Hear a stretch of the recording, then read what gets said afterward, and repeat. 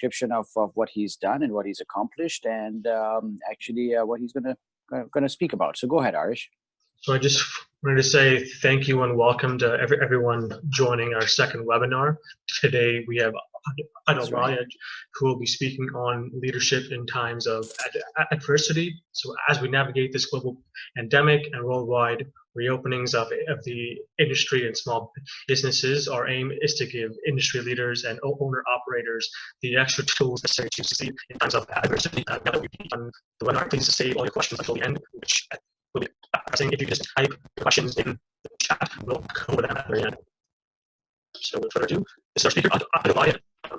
He has different dimensions of corporate transformations, people in the leadership space for over 4 decades, with several degrees in commerce law and management, and over 3 decades of corporate experience in board-level positions. Adil is a passionate and engaging keynote speaker, facilitator, and trainer on several learning themes.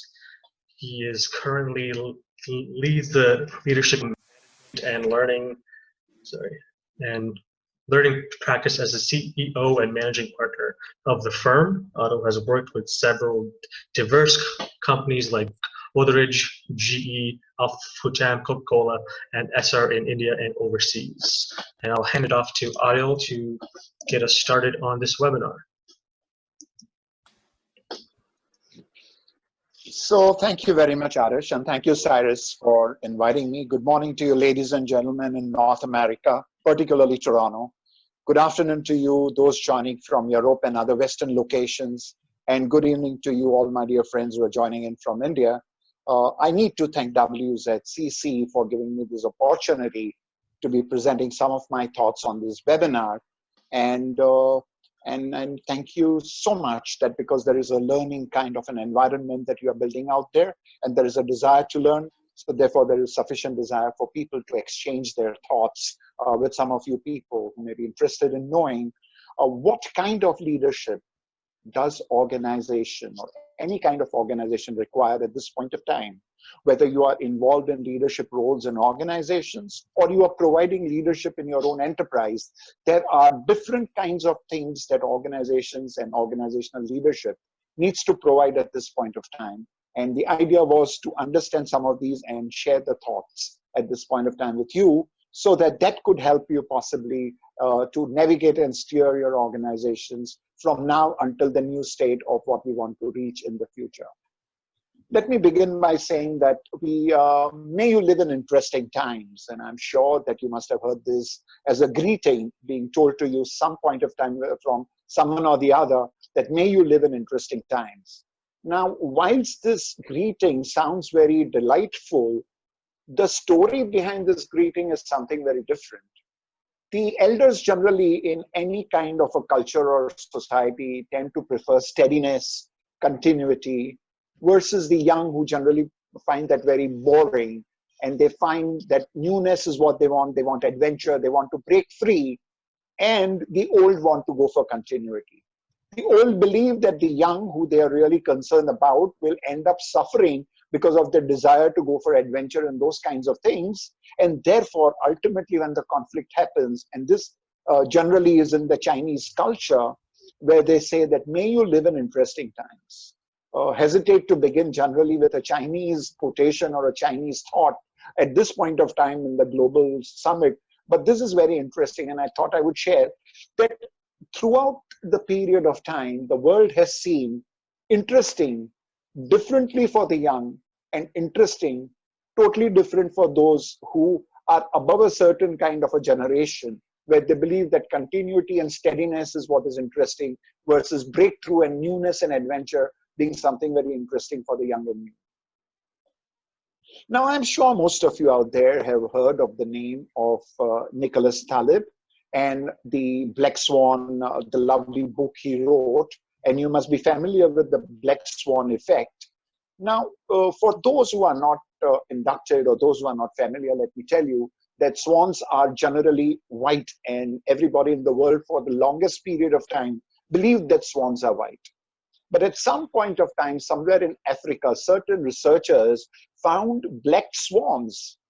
And now this was a sacrilege, because all across the world believe that the swans are white, but suddenly if the swans were not necessarily only white, but also black, then it destroyed the entire science and the belief people had about what swans were about. And on the basis of that sighting of the black swans, Talib wrote this very famous novel, and he says that there are these kinds of events which happen in life, and there are three particular characteristics of these black swan events. Number one, it is something that takes the entire world by surprise. Number two, it destroys the prevailing science around which that thought was developed. And third is a very peculiar thing, that after that event happens, the people who experience that event logically say that they understand how this event has happened, were not able to, however, work backwards and identify the logical pattern in which that event could have led to this situation in hindsight. So three things: surprising event, believed to be not true until the day that event happens. Number two, destroys the prevailing science that was existing around the theme. And third is, the people acknowledge that now they understand how it logically happened, but could not predict it a few months ago or a few years ago that this event would have happened. And these are the black swan events. So let me tell you that, I was on a common webinar with Talib a month ago, and he was being interviewed and I was participating in that. Though Talib himself says that this is not a black swan event. What the world is experiencing at this point of time, Talib says, is not a black swan event, but he makes an assumption of this being not a black swan event purely on the basis that Trump could have, with the information available, predicted the event happening, and therefore it was not an unpredictable event, and therefore not a black swan event. It was an event where someone goofed up, and therefore the world is suffering. Therefore it's not a black swan event. But whichever way you really want to look at it, most of us were not able to predict the situation, as a consequence of which, whilst we may be clinical about whether this is black swan event or not a black swan event, but to us it continues to be a black swan event. Let me give you examples of black swan event. Bank crash, the financial market crash that we experienced in 2008, the subprime that happened in America. No one could predict it, no one could imagine it. The demonetization in India, no one could imagine this could have happened. Disappearance of USSR. How many of us could ever predict a year before it actually happened that the United States, the USSR, could have actually disappeared from the globe? The 9/11 attacks, black swan event. The oil price crash, black swan event. Now, what is beautiful is that at some point of time, the entire world that we were living in was once in a while experiencing these black swan events. But now, as it appears, the frequency with which these events are appearing, it appears that now we are living in an age which is defined by disruptive times, and that is very, very critical. The entire world is getting redefined by frequent black swan events which redefine, and these are paradigm redefining moments. And every time that a paradigm changes or shifts, everything becomes zero. All the existing principles, sciences, processes, programs, norms, everything that was existing becomes zero. And that needs to be retested in a new paradigm to determine what of the old can continue and what of the new will have to be redefined in the given situation. Needless to say that we have brought it on to us. Number one, deteriorating ethical values while strengthening of only economic values. We have been very, very mindlessly mercenary about economic value creation. At the same time, we have not been focusing on ethical values, and also that we have been grossly unmindful of the ecological implication of our value creation economic journeys that we have undertaken. We also grossly miscalculated the impact of globalization. We always saw how globalization was very positively helping in terms of supply chain and things like that, not realizing, as we are now doing, that reliance on one particular country or one particular economy without developing sufficient fallback mechanisms could cause a huge amount of problems when events like this happen. Also, that the human mind has a huge tendency to create a certain element of myopic blindness caused by the Pareto monster that always faces us. So we are so bothered about the Pareto monster, the big problem that we have on the table, that absolutely disproportionate amount of time and disproportionate amount of our energy we put on trying to solve the problem, not realizing that some small problems which at that point of time seem to and appear to be very, very small, which you believe does not have an impact, may actually be critical factors that could lead to paradigm redefining moments when these monsters grow to scale and size. And that is one of the problems that we have had. In fact, one of the capabilities for the future that organizations and organizational leaders will have to develop is ability to foresee such kind of small black swan events which don't suddenly appear, but they appear suddenly because you have been only focusing on to the Pareto monster and have not been mindful of any other small issues and factors which have paradigm redefining potential within themselves. And of course, that we created a world which is connected but not trusted, and certainly not collaborated. Certainly doesn't look like the world is a collaborated world. Generally, an organization has 6 sacraments, and all of us are aware and we are familiar with it, but let me recall it for a minute. There is, of course, an economic opportunity that is prevailing. The organization in that economic opportunity has its own organizational capabilities, and based on that capability, organizations develop 6 sacraments of how they are going to create value out of that economic opportunity with the organizational capabilities. How are they going to create value for the enterprise? Number 1, of course, is the vision. Number 2 is mission. Number 3 is purpose. Number 4 is values. Number 5 is strategy. Number 6 is plans and programs. Now, given that situation, you have an entire economic opportunity, you have organizational capabilities, and you have these 6 sacraments, out of which organization does 3 things. Number 1, it has to create value for the system. Number 2, it has to create happiness for the stakeholders. And third, of course, is it has to create a flourish for the system. Now, what happens when adversity strikes? This is what generally organizations do. When adversity strikes, they of course don't come with a placard in their hand that I'm the adversity which is going to strike you tomorrow morning. Adversity disturbs the alignment of the organization. It strikes the alignment between the economic opportunity, which suddenly changes. It strikes the organization capabilities, which were true at a given point of time, but in the new context, those organization capabilities certainly don't really are continuing to be the capabilities you want.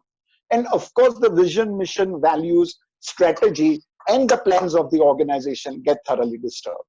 So this is the kind of situation that adversity strikes, and that is why we find ourselves in this kind of a situation.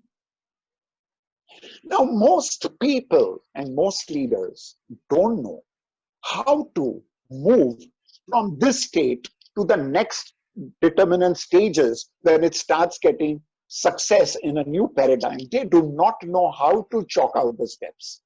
Half the time they believe that some magical natural forces will come into play, some magical things would happen, we will look at all the others and keep making those small steps and try to see how to win, etc., etc.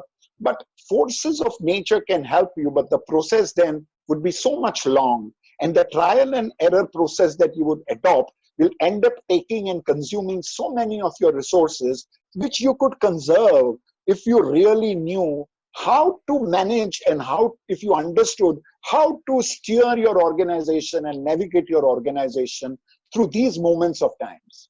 Let me explain to you that any organization, and if you can read any literature of if you have steered any organization through adversities, and we have been advising companies at points of time on how to really steer them when they face crises and adversities, any Or even if you look at history and see how historically countries have moved when they have been struck by adversities, etc., you will find that there are 4 particular zones through which organizations pass. And it is the critical role of leadership to help the organization steer through these 4 stages, doing the right thing at each stage so that it can very quickly move into the new stage without unnecessarily consuming resources and steering it positively in the right direction so that it does not keep losing its navigational route. The first is the twilight zone of obscurity. Second is the zone of sustenance. Third is the zone of designing and recalibration. And the fourth is a zone of commitment, dedication, and reconstruction of the organization. Now, you could make a hash of it if you didn't know, imagining that things would happen, imagining that, we will keep seeing the situation at the ground level. We will face the challenge as it comes. We will cross the bridge as we come to the troubled seas and waters. And you may do that. But if you understood the characteristic and behaviors of people and what really happens in these zones, you would be able to provide very positive leadership to your organization so that you could move quickly and conserve your resources rather than waste your resources as you move. So number one, let me come to the twilight zone. It is the most immediate period when adversity strikes. The general emotion is startled. Everyone is startled. You don't really know what is happening. And it's the immediate period, so no history is existing. You don't know what the future is. Very similar to the dark ages that you would have experienced or read about post the collapse of the Roman Empire. The dark ages, which ultimately then after 300 years, and some dark ages, because they are not steered, take long periods of time. The Roman Empire's collapse took 300 years in the dark ages to move into the period of Renaissance. So there is a state of shock, there is ambiguity, there is fear, there is collapse, there is a doomsday feeling because everything that's so used to you were at a given point of time suddenly collapses. Nothing seems to be working. You don't even know whether it will survive or not survive. Collapse of existing norms and patterns is what you will experience people talking about. At that point of time, certain authoritative and directive style of leadership is being called for. And I'll take you through what it means. Generally, people want to fall upon at this point of time. And they want to fall upon leaders. And leaders, therefore, have to be very, very sensitive, not only to the business challenge that the business will face because the business is suffering. So the immediate attention of the leadership would be, how do I get and how do I restart my business to move on? But you need to understand that unless and until you have your team along with you to think differently, to be the army that you require for the support at that point of time, are you able to be sensitive to the challenges and the fears they have? And how will you steer it through? At some point of time, I will take you through the 9 pairs of psychological thoughts that leaders should be mindful about. Because if you are leading large organizations, different people who are part of your organizations react to these kinds of situations very, very differently. And you will require to steer the team through to be able to move out of these dark ages into the next set of situation that you will come to. So this is the first state of the twilight zone. And that brings you to the next state, and that's called the state of, or the zone of sustainability. Now, a reasonable amount of darkness has happened. You have gone into, you have made them, you have given them a certain element of confidence. You'll say, okay, fine, we understand, we will move on and things like that. You then need to steer them to the second zone, which is called the zone of sustainability. How do we reintroduce people back into the system? Like, for example, India is now saying, fine, how long can we continue with this situation? We need to move to the next stage, but next stage automatically is not going to happen. You will have to make a systematic program on reintroducing people, structured communication. In fact, let me not say structured communication at this stage only. At each and every stage, communication from leadership is so critical that you may err on the side of communication and over communication than under communicate. Because what happens in the dark ages is that there is a certain element of familiarity which is disturbed. The new environment in which people are working, the sounds that they were familiar are now different sounds. The way they work is a totally different way. And therefore, to re-familiarize people with the comfortable sounds in a zone of comfort is what the leader has to be really focusing on, while simultaneously using their energies in the next stage, and I'll take you through. You need to understand that if a person has suffered a cardiac arrest and he is in ICU, it would certainly be foolish next day when you bring him home to say, can you start going to the gym from tomorrow morning? You will have to go through a period of sustainability. You will have to sustain his health. You will have to rebuild his health. And at some point of time, steer him to get into the gym situation. It is at this point of time that leadership is expected to be democratic in its style. The purpose is re-energizing. Purpose is re-familiarizing, setting the pace again, getting into familiar zones and setting leadership pace for people. And a lot of group activities have to be created, of course, ensuring that social distancing and all of that. In fact, I am a major critic of this word social distancing. Whilst one understands the concept of social distancing, actually the real word that should be used is physical distancing.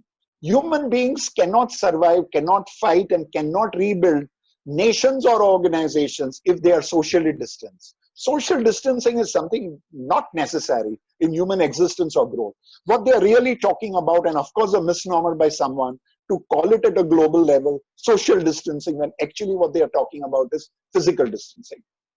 So once you have gone into this, once you're clear what you have, now you come into the third zone, and that is the zone of redesigning and recalibration.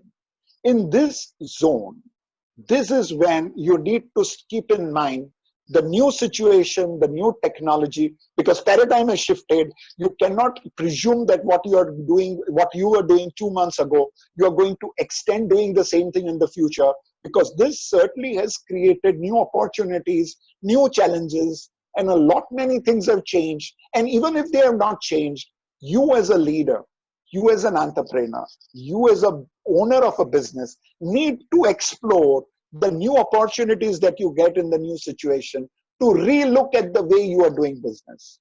You therefore need to be redefining your purpose. You therefore need to redefine your mission and matrix. Your go-to-market strategy, certainly you need to redefine in the new situation. How are you organizing your company? Is the organization structure right? Is there scope to get technical? Is there scope to ensure that technology can come in and replace a few things that you were doing? The roles will change, the goals will change, the measurements will change. In fact, most companies in India, and of course I'm not really right now very familiar with what's happening in North America, but most companies at this point of time, when they are in the twilight zone, make the large blunder of trying to immediately say, cash flow problems, we want to terminate people, we want to cut salaries, we want to do that. I promise you that unless you come to the redesigning and the recalibration stage, if any organization prior to that is trying to just ad hoc, symbolically, as a mechanical methodology and automatically saying, I need to cut numbers, they are doing a great blunder. And those organizations may have to rehire their people at 3 times the higher cost at a later point of time than what they could have succeeded in sustaining these people had they really been thinking about it. So in or out organization structure, and of course cost is very important, and I'll talk about cost at some point of time, but there has to be a continuous whole system intervention. Now I have partners in America and we work with this on a concept called whole systems intervention. Organizations, when the paradigms change, cannot make a little bit of tickling with one system, a little bit of tickling with another system, some new thought with someone you heard of, saying supply chain needs to be managed in this way. Those small tickling changes cannot really bring about things. So what we do is, we do what is called whole systems intervention as to how the entire business modeling has to be changed when the entire business landscape is changing. And that is very, very important for you. The style that the organization needs to adopt is affiliative coaching, and that's the style of leader. Now, a very astute leader needs to be able to show up all these styles. And if your style is one standard style for all occasions, you wear the same party dress for all occasions, even if you go for condolence or you go to a party, bad luck. Leadership is not like that. If you have the range, you could show it, but if you didn't have, you will have to have someone else then coming and doing it for you. And once you move from the redesigning and the recalibration stage, you come to the last stage, the zone of commitment, rededication, and reconstruction. Building strategic connections for people. What is strategic connection? You can't be telling, so most of you may have heard the story of the bricklayer, that when a bricklayer is told that please lay the bricks, well, he looks at it as a job earning opportunity and does the job. But when he is finally told that actually you are a meaningful contributor to the building of a chapel, then naturally his engagement and involvement determines a strategic purpose and he goes to that. So when you redefine the new calibrated level which you want to go in the new paradigm, you will have to start building strategic connections, motivated engagements, building the new capabilities required. Don't believe that the same organization capabilities you ran the company with for the last so many years, you will continue to do that. The leadership style has to be very, very affiliative leadership style. And what we call, and of course, this I don't have the time to take you through, but it's a very, very beautiful concept called quiet leadership. Thomas Locke, and a very fantastic concept of what is quiet leadership. So when there are turbulent times and when there is disturbed equation, leadership has to adopt engaging quiet leadership, and that is very, very important. Organizations, unfortunately, and this is our experience, including owners, including entrepreneurs, unfortunately get fooled by randomness of their previous success. And they believe that because they did something, they succeeded at that point of time, and therefore the tendency to keep repeating the same thing that they have done in past to believe that will lead to success. But this getting fooled by randomness of past success is something that organizations need to be really giving up. Now, let me come to those 9 pairs of psychological understanding, because of course, you have to manage various resources, and of course, you have to manage the entire value creation of the enterprise. People being the prime factors of value creation, you will certainly have to understand how you as an astute leader will be able to manage their expectations so that they continue to be your valuable contributors. Viktor Frankl, and I am sure some people would have read, was an Austrian concentration camp neurologist and a psychologist, wrote a very beautiful book called Man in Search of Meaning. Says that when a physical stimulus is given, another human being gives you a response. But when the situation is not physical but psychological, then that stimulus has an intermediary step before it gets into a reaction. And this is that there is an intermediary evaluation. And after evaluation, there are 2 responses that human beings give. One is a reaction and second is a response. So psychological stimuluses go through a process of evaluation, and post-evaluation, there are 2 things you will get. One is a response and second is a reaction. And of course, response is something which is very impulsive, which is very sudden, which is unplanned, ad hoc, not thought out well, versus a response is always very thought out, well laid out, consciously taken, and therefore very critical that you take and understand, come close to your people and do design thinking of your organization along with your people, where you are able to make them move away from reaction to response. And when that is happening, that is very critical, because you don't want them to react ad hoc.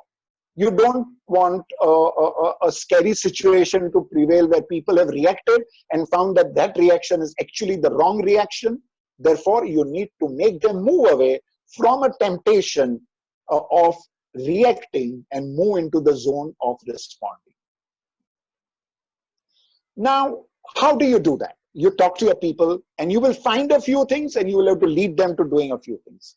Number one is that this kind of situations which are of global impact or which are paradigm redefining adversities first create a state of void. And therefore, the first pair, and most of the 9 things that I'm going to talk to you are absolutely from psychological research done on human beings and their behaviors. How to move away from void to choice. So suddenly the feeling that there is a huge void, I don't know what's happening, I'm in a state of depression, people undergo a state of neurosis where there is anxiety, there is hypochondria, and a lot many these kind of situations, how I move people with my leadership from void to choice. The second pair of most important things that you as a leader will have to do when you talk to your people is move them from trivializing. So there are 2 things. Number one is trivializing. The other end of the spectrum is called terribilizing. So either you trivialize the situation and say, no, no, no, there is nothing to it, it's all going away, don't need to do anything, social distancing, all nonsense, nothing of this kind. You tend to trivialize. So some people you will see tend to trivialize. Versus another set of people, same equation, same stimulation, will give you a response, what is called terribilizing. Doomsday, world has come to an end, we are finished, nothing is going to work. This is classical famine as in the biblical terms, you know, the world is coming to an end. So between trivializing and terribilizing, there is a zone called normalizing. Normalizing is when people end up taking a normalized decision which is neither trivialized nor terribilized. Your role as a leader is to help people not trivialize, but neither terribilize, and accept the middle path of what is called normalization. And that's the process of normalization you will have to do. The third is to move people from range of possibilities to range of positive or negative certainties. So, you know, things, oh, it's possible this can happen. It's also possible that that can happen. So to move away from that ignominy or the doubtful situation of what we call in psychology as range of possibilities, or the other end, what is the range of certainties? I'm very sure this is going to happen. I'm sure world is ending. I'm sure businesses cannot start. I'm sure supply chain will not happen. I'm sure medical shortages will happen because China is the supplier of the bulk drugs. So from a false sense of range of certainties, and on the other end, the range of possibilities, you will have to bring them central into a normalized situation where you make them come in touch with the grassroots realities. The next pair of things which you as a leader have to manage is called factors within control and factors beyond control. So in your organization, when you talk to people, you will have to bring people in and you will have to ensure that they understand which are the factors which are within their control and how do they take charge of those factors versus certain other factors which are not within their range of control. So when you say factors within control and factors beyond control, you bring them down to a grassroots realities. Let's work on a process rather than an event of what are the things we can do in the given situation, far as we can see in the current situation. How do we use the factors within our control to define the process of how the business will restart and move into the next stage through design thinking, inclusive and engaged processes of what we call the state of commitment, rededication, and reconstruction, which is the last zone where people redefine and get engaged in what we call design thinking. So these, what is very important is for you as a leader to move people from a state of hopelessness to a state of resilience. And resilience is very, very important. Hopelessness will stop people at this point of time, if you do not take charge in your organizations, hopelessness, in case if they are feeling, will not help them to move in the right direction. It is very critical that you tell them the great value of resilience and how, from the window that you can see as far as you can, and within the factors of control, which are your control factors, how are you able to make them move in the right direction and have a resilient approach to the whole thing. So these are some of the things that you as a leader will have to be mindful of the people who you are leading in your businesses or in your corporations. Only then you will be able to move them from the twilight zone into the zone of sustainability, and from the zone of sustainability to the zone of redesigning and design thinking, to the final zone of commitment, rededication, and reconstruction. Now, there are 5 or 6 major questions, I have been addressing webinars. People ask, what do we do with cost? How do we pay salaries on the one hand versus what do we do because the resources want money and they want us to do employee advocacy on the one hand, versus on the other hand, organizations need to be cutting numbers to be able to manage cost. Now, both are realities. People who are working under you will certainly expect that you take care of them. At the same time, organization sustenance is not possible if you have everyone employed continuing paying their salaries. You will have to think like you are a surgeon who is operating on certain toxic matters in the body, because as a surgeon does, he knows how far to cut. He has to ensure that he does not cut through the muscles, and he certainly does not cut through the bone, but cuts through as much as is required to remove the toxic body. So be mindful of the cost, don't be mindless, but at the same time, eradicating certain toxic situations is very critical, but mindfulness and grace are very, very important things. The leader has to be like James Bond, and this is something that I always say and people laugh about it. Why do you like James Bond? Because he likes his martini shaken, not stirred. And that is very important. Your people need to be shaken up. It's a new reality that's opening. People can't be expecting to be passive participants. People need to be stirred up, shaken up. They need to be told that, no, you cannot work like that. It's a different domain. You'll have to learn new skills, work in a different way. But at the same time, don't stir them up that they get into a state of depression and are not able to be the contributory soldiers that you want them to be. And that is why you as a leader need to be like James Bond, shaking them up but not stirring them up. Culture of your organization, very critical. If it is very rigid, all cultures are basically designed to be rigid because they are centered around who the leader and what his power center is. Around that, anyone new or anything new or any process new or new way of doing is rejected. Therefore, cultures are rigid. Rigid cultures are anathema to any kind of processes you put in to move to the new paradigm.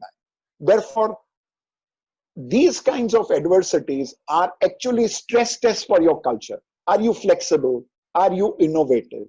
And do you have the right kind of leadership? That is very, very important.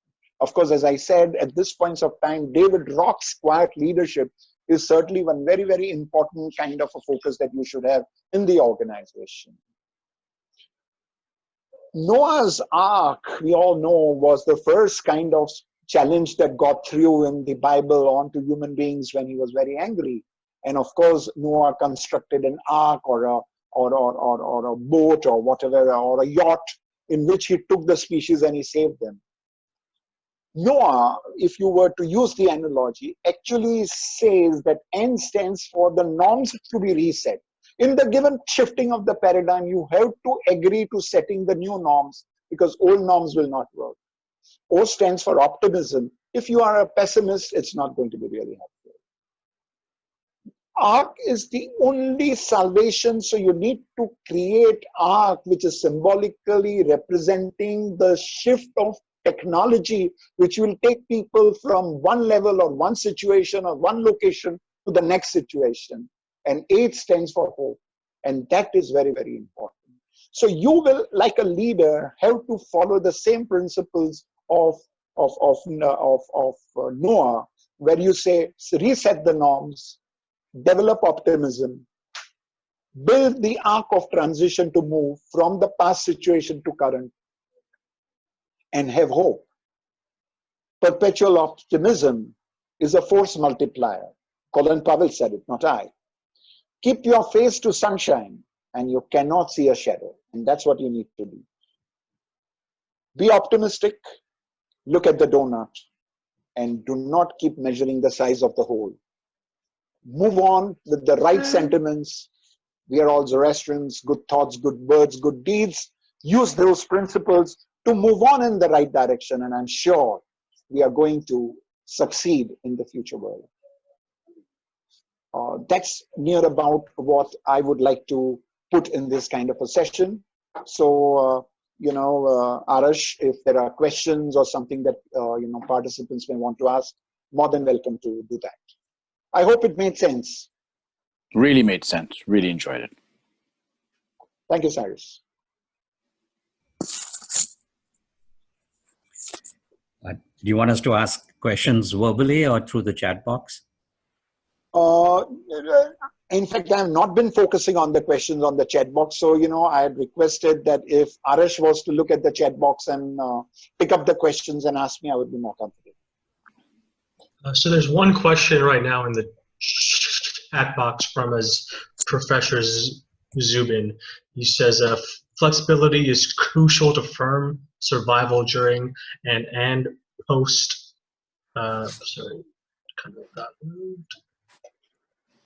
post-COVID. That's flexibility from the firm's perspective as well as its customer. Let's not forget that. Some customers are rigid and unaccepting of flexibility and change. It is absolutely true. And unless and until, and which is where I came to culture. Culture does not mean only the internal organizational culture. Culture means the entire spectrum of the configuration of people who work with you, which includes your customers, your suppliers, your employees, your other stakeholders, your shareholders, and everyone else. So if an organization has to thrive, there will have to be total flexibility, because all cultures are about rigidity. So unless and until you build a flexible culture where even your customers are able to understand why the world is moving into a new paradigm, then success is bound to happen. But you will have to have insights. Please understand one thing, whether old paradigm or new paradigm, your customer is indeed the king. So you need to be closest to his insights, how he wants his need to be fulfilled, what is the psychology that works on his buying decisions, how and why in the new situation he buys or he does not buy your product, how he will be able to create value for himself by buying your services. You've got to understand your customer. Don't lose sight of your customer. Great, thank you. The next question is from Adil. He's asking, in the current COVID environment, countries with women leaders have fared much better controlling the crisis. Is this a coincidence, or does it say something about women as leaders? Well, I'm a D&I guy, so I certainly believe that, women leadership is as powerful as a male leadership. But predominantly our experiences in the past have shown that, forget adversity or not adversity, any leadership competency has no gender linkage at all. All leadership competencies are gender agnostic. Therefore, maybe in given situations, certain countries where the leaders and presidents and prime ministers are women, they are doing well. I wish them good luck. But if there is something really worth from that, if there is a better empathy, or if there are any other competencies which the women leaders are able to reflect better, well, time for us to study. We don't need to do research only the vaccinations, but we also need to do studies on some of these behaviors. Possibly they may be holding some magical responses. I can say one thing, in my experience in the corporate world, in the private world and so on, working for myself, I found that sometimes women have to prove themselves, and they have to work even, they not prove themselves, they work even harder to compete with the male, the predominantly male leadership that's out there. And they have to actually, like the CEO of Pepsi, who was Indian. I forget. Yeah, exactly. Like I've seen so many, information about her and so on, and I could see that she's working extra hard to accomplish things that maybe are, again, I said this before when we were discussing, taken for granted by males who are in CEO positions and so on. Just my little observation that I've seen that. Yeah, but Cyrus, you're right. This DNI thing that we are talking about, we are so cloned and we are so fixated about our stereotypes about the male dominance. Yeah. We came from the caveman model of leadership, which believed that, of course, men are more superior, which is nonsensical, because our research is very clearly indicating that competency is predominantly gender agnostic. Correct. Very true. Very true. Great. So the next question is from Freddie B. He's asking, can you briefly touch on servant leadership and how does it resonate with quiet leadership? So I forget the name of that author. It was, I think, Thomas Chandy. Or I understand. Meaning, of course, I don't remember the name. I'd read that entire thing on servant leadership. Quiet leadership is about totally engaging with people in the redesigning models, and there is a 6-step process when organizations are going through stages of transformation. What is it that organizations should be doing along with their people to create a state of commitment, rededication, and reconstruction of enterprises? So it's a very structured process. Servant leadership is slightly different, talks much more about how the leader should position himself. So it is much more about the leader and his behavior, versus quiet leadership is much more about leader and his engagement with his people in the journey of transition or journey of transformation of the enterprise. Fantastic. Moving on, recognizing a black swan situation can make organizations jittery. What are some steps leaders should consider when recognizing a black swan? So number one, generally the tendency is to be not able to recognize black swan. So what one is saying is that the future leadership, who will be a successful future leader? Number one, he should be able to, along with his value creation when prosperous times are going on, he should be able to identify the potential black swan events.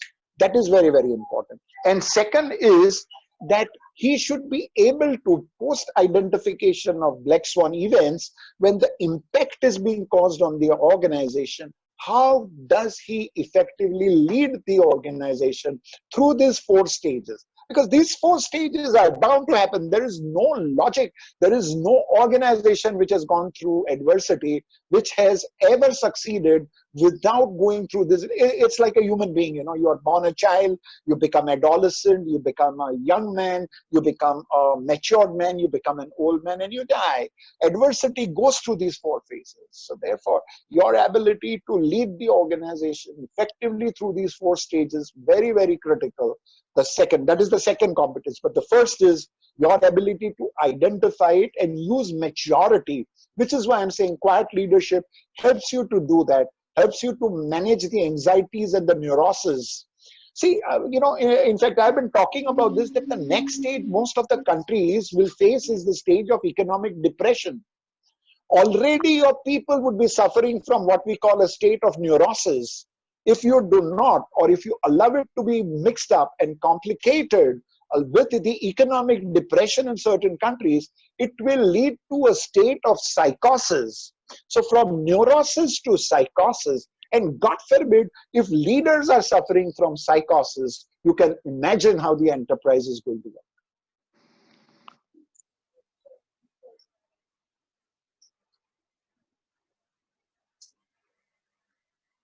Hello?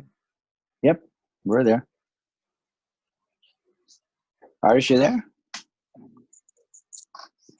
Oh, sorry about that. For that previous question, just wanted to say thanks to Professor Bradley for asking that. The next question is from Jian. He's asking, in times of adversity, what is recommended more, to think with the heart or head? So, let's understand, there is a spectrum, and somehow we love to work with these paradoxes of head and heart. A leader has, in good times or much more in adverse times, used both his skill sets, which are linked to his head and which are linked to his heart. So you will not be able to separate it out. At different stages in the movement of your adversity, as we told you, that as you move away from the twilight zone, so in the twilight zone, you have to move and work much more with your heart. As you move from twilight zone into a zone of sustenance, you are still a little more on the heart and a little less on the head. Then you come into a stage of business redesigning, which is purely using your head and mind, and also the collective energy. So when you're using that collective energy, of course, you are using elements of your heart, but much more of the mind at that stage. And then zone of commitment and dedication, you will have to use equal amounts of business focus with your mind and equal amount of empathy, engagement, and meaningful strategic connections with your people to the purpose, and it will have to move in a transition. So therefore, you will never be able to separate this or that. You will have to go through a spectrum, and it will have to be flavors of this and flavors of that, depending on what the challenge and situation is.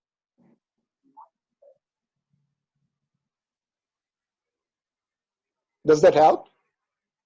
Yes, it's quite informative, yeah. Great. Thanks, John, for that question. Next question is from Aparajita. She's asking, is it often said that leadership is associated with expertise in the field? How does it work for jack of all trades, especially in a world with a new normal? So the whole concept of the leader being the Superman, master of all skill sets, is a bygone concept.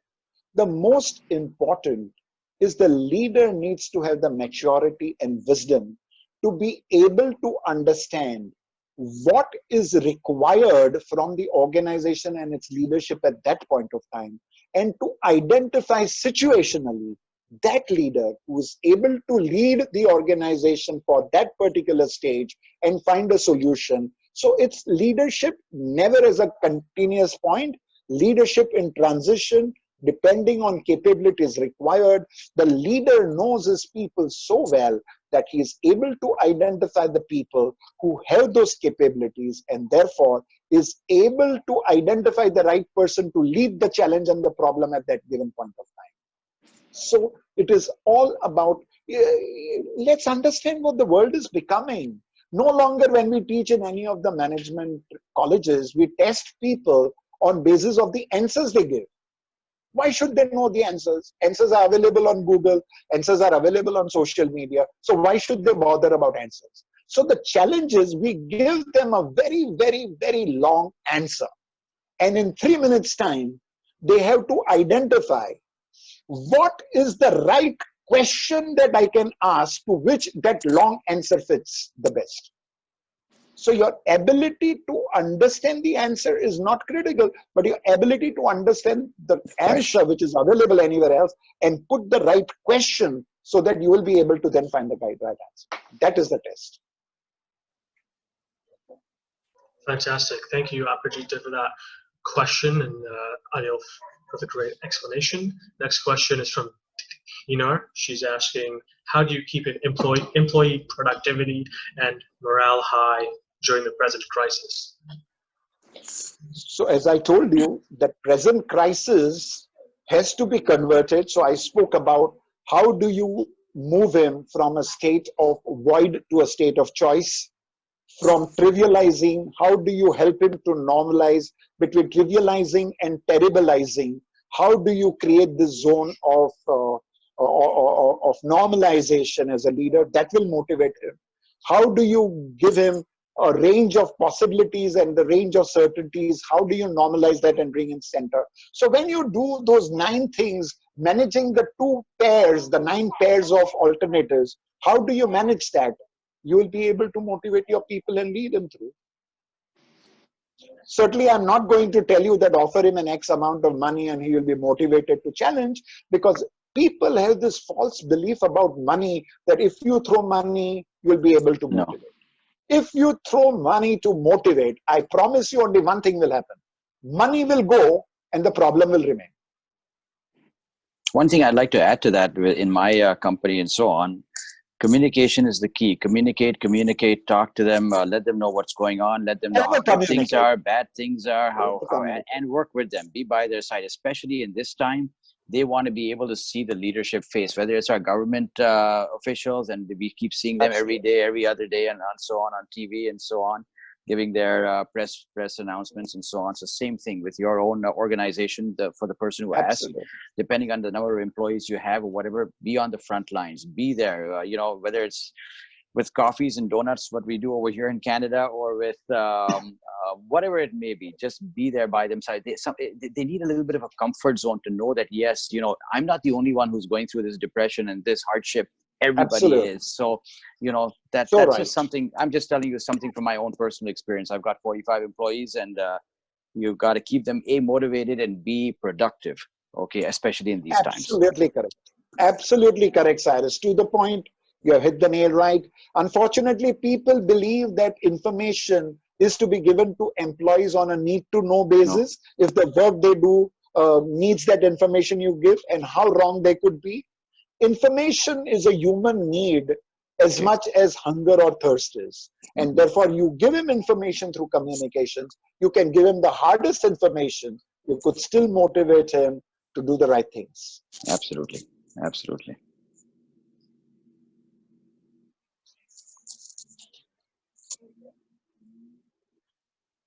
Any other questions there, Arish? Or how are we doing? Yeah, sorry, there's just two more questions. Okay, so that's okay. Having trouble scrolling through these. There we go. So the next question is from Sherzad. He's asking, is it normal to fall back into particular stages of repetitively, like going back into a twilight stage? It can happen if the strategy that you have adopted to move, and because let's understand, you can see from your window as far as you can see, but that's not the whole view. So from the window you see and the resources you have, you strategize to move in a certain direction. Unfortunately, sometimes that could be wrong. And therefore, it may not give you the consequential results that you're looking forward to. Now, when you fail, you may fall back into the twilight zone, and which is why one of the last pairs of leading people with motivation, which I told you, was to move away from the hopelessness that you feel in a state of twilight to resilience and desire to fight, the desire to rise like a phoenix again from the dead to the life again. That's what your role is about. So it is possible, but you have double critical role at that point of time.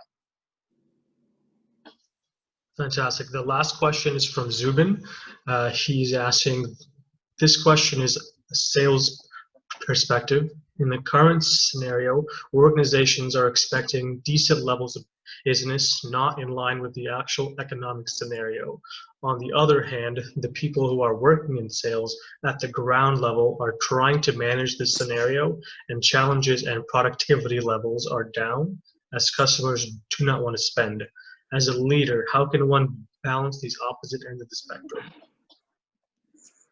So if you are indeed a leader, you will have to do two things. As I told you, number one, from an employee perspective, you will have to be like the James Bond I told you, have to ensure that people are shaken up to the new realities. They need to put in that extra time.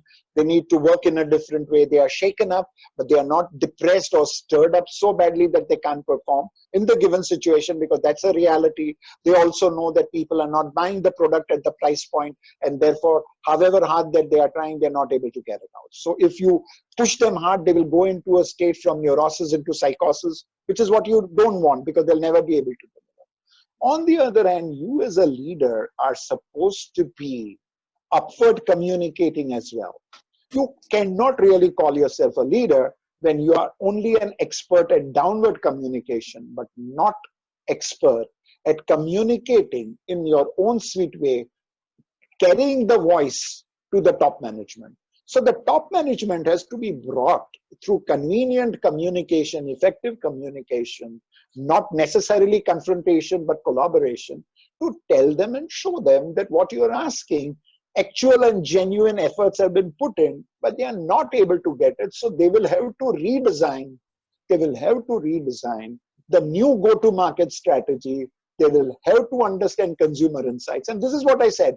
Very clearly, it indicates to me that the organization has not done stage 3 of the zone. Therefore, they have not done redesigning and recalibration as ideally they should have done. Very clearly, it indicates an organization which has missed that step. Well, thank you very much. That was great. I don't think there's any more questions coming there, but I'd just like to say thank you, Adil. It was a very, very good presentation. I really got a lot out of it, being a business owner and so on, but I'm sure others also, all the information that you provided. It was very good, and I'd like to keep in touch with you in the future for any other opportunities that you have and so on. So thank you. And also I'd like to thank everybody on the group here.